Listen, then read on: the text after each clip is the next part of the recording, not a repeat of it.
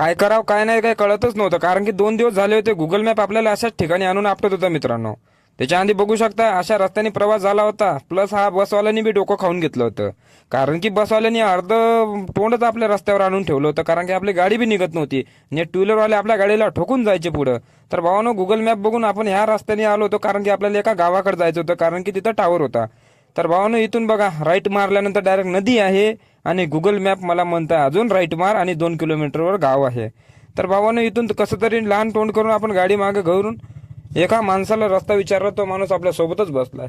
त्या माणसाला घेऊन आपण बी निघालो, कारण की म्हणलं त्या गावाचा लोकल माणूस असल्यामुळं मग त्यांना बी माहिती असते रस्ता. तर ह्या गाडीनं लोकांच्या शेतामधून गाडी घालायला लावली आणि कसं तरी आपल्याला बाहेर काढून फेकलं.